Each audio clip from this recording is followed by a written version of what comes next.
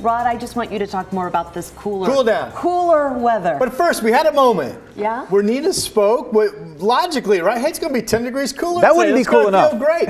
It's hard to wrap your mind around something in the 90s will actually be 20 degrees cooler today, right? Yeah. Crazy. It's hard to imagine that.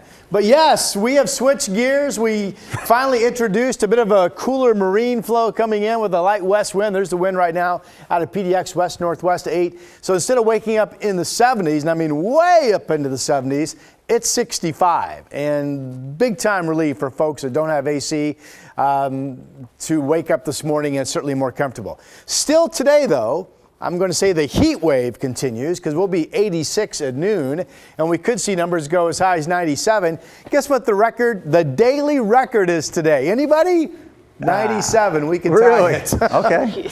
I'll have a wrap on the records, and still Hood River, Bend, Pendleton, much of our state under an excessive heat warning where triple digits are still in play for the coming week. Back to you. What a week. All right, Rod, thank you. Well, despite that slight dip, Portland Public Schools once again canceling all programs today. They don't have AC in many of their buildings, so that means no grab-and-go meal services, no childcare, and no summer school.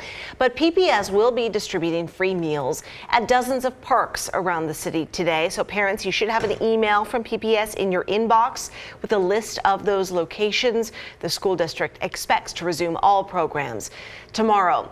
Well, yesterday when they canceled meal services, a community group stepped up to fill the gap. Mom Block PDX, a group made up of Black moms and other volunteers, set up this lunch pickup at McCoy Park. It wasn't just food. They gave away much needed air conditioners and other support to families. We've handed out 35 AC units to families that need cooler air. Just yesterday, we sent funds to 10 families to get them into hotels. We plan to do that again. It's hot. We got to take care of our community. McCoy Park was one of 5 locations where Mom Block handed out more than 1,000 lunches to students. Well, overall, the power grid came through the strain of this heat wave pretty well, but localized equipment failures did knock out power to thousands of people. Can you put overall in quotes? Yeah, exactly. We lost our power for about 4 hours on Saturday. There are around 7,000 people in Oregon still without electricity this morning. Just a few hours ago, last night, there were 10,000 people without power in Multnomah County alone. We know that these extended periods of high heat put some strain on the electrical equipment within our system, and sometimes that can cause it to break down. So that was a spokesperson for PGE. The power company also says that these past few days may have set a record for electrical use. The excessive heat may have also caused this situation in North Portland. So sections of road there are closed this morning because the streets buckle. You can see it right there. It's crazy, right? So this is what it looks like along North Denver Avenue in the Kenton neighborhood. North Denver is closed off between Interstate Avenue and McClellan Street. And McClellan, part of that street, is also blocked off. PBOT says it's still investigating, but again, heat is believed to be the most likely cause. PBOT has not said when those streets might reopen. It's sad, isn't it? There's not very many people out. I can't blame them. The heat yesterday kept a lot of folks at home, but we did find some out and about downtown cooling off in the fountain at Director Park. Others went to see a movie. Governor Brown lifted capacity restrictions in theaters over the weekend, allowing more people to come in and enjoy the AC.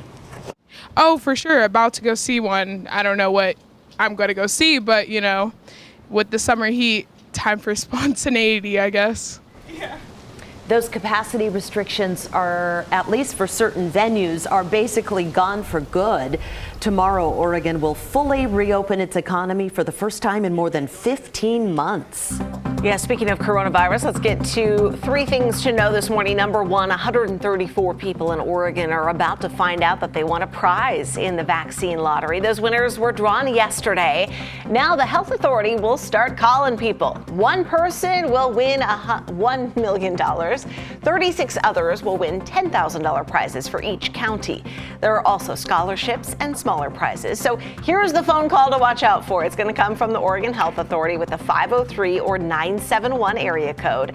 The person on the other end will ask about your vaccination status, but they will not ask for any financial information. If you get a call and they ask about money, bank account number, hang up. That's a scam. The state will not ask for that. Oregon is a state that makes lottery winners' names public, so we should expect those names once everyone is contacted. Number 2, today is the final day for those in Vancouver to get a COVID shot at the Tower Mall. If you get your first dose there, you will need to get your second dose at a local Safeway or Albertsons.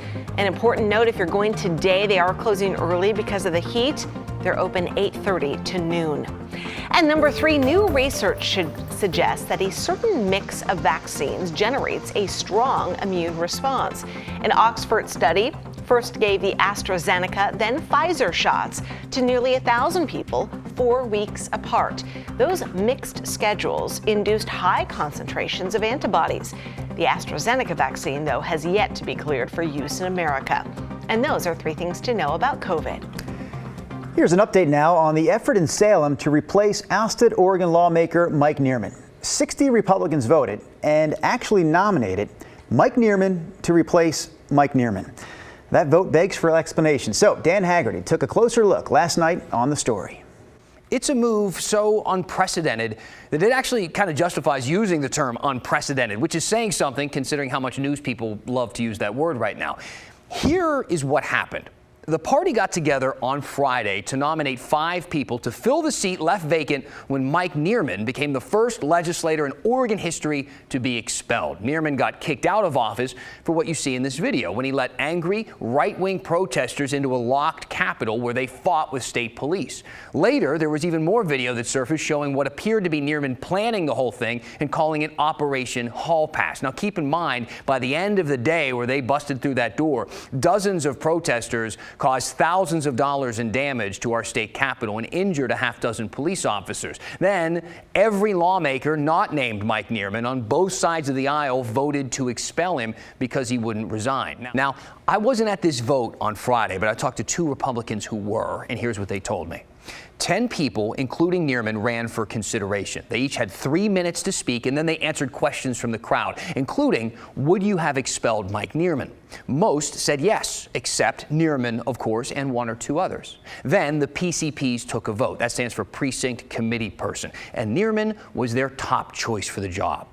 Both of my sources said the crowd actually cheered when his name was announced. Now, this isn't the final step. He doesn't have his job back. Newman's name and 4 others will go to the county commissioners of the counties that his district touches. So Polk, Yamhill, Marion, and Benton. And then those commissioners will finally vote. But not every vote counts the same way. You see, population size matters, and that makes Polk County commissioners the most powerful, which just so happens to be Newman's home county, where he's a 4-term lawmaker and vice chair of the Polk County Republicans.